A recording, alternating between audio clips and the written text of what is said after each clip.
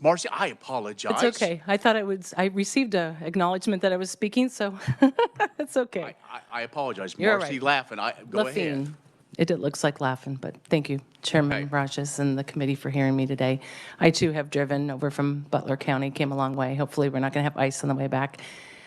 I rise in opposition, and I rise as someone who grew up on a farm in Nebraska. As my testimony said, I was a farm kid, and I was visiting with someone in back.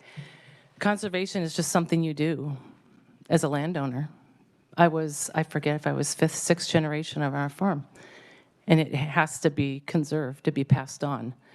Waterways, we knew our land. I walked so many bean fields, I could tell you every row and where the badger holes are, and walked all of our creeks for the thistle.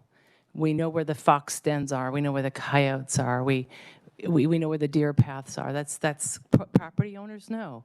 We got some property in Chautauqua right now. I know the time of the year the eagles come back. I know where to be looking out for the rattlesnakes and the copperheads. As I sit here and listen, honestly, it breaks my heart, you guys, that we're at this place in our country that somehow we've lost sight that private ownership is where we want land to be. Government doesn't know better than the private individual how to do it. It never gets done as efficiently either. Why do we think government is the solution? It's not. It gets taken out of my back pocket. I don't get a say about how much gets taken out, except through my representation. Then it gets filtered to DC or Topeka or my county or my school district or my city. And then it comes back to me. And then they have the audacity to buy a silver platter with it and put on it some strings, maybe even a noose, and tell me it's a great deal. You get it back, probably 40% less, but we're going to help you how to manage it. We're going to tell you how to manage it. We know better. We're the educated ones. But no one has walked and done that field like a farmer and a rancher has. They know the yields.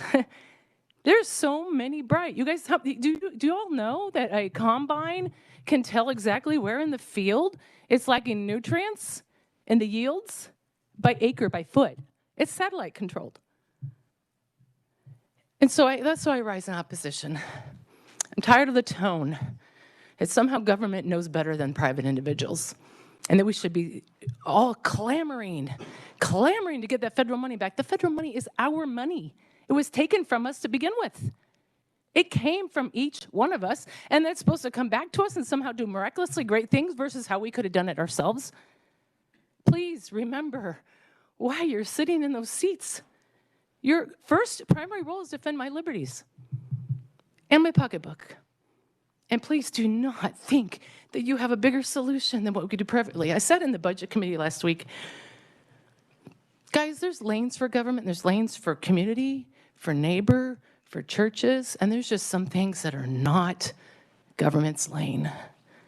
We've got to get back to that.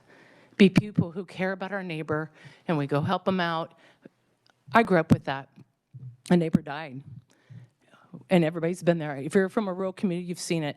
Everybody shows up in force and harvests together, right? That's what we do. So I guess as I come here as one of the very few little constituents that came, I hope my voice represents many, many. And for those of you I know who are landowners on this committee, I hope I strike a chord with you.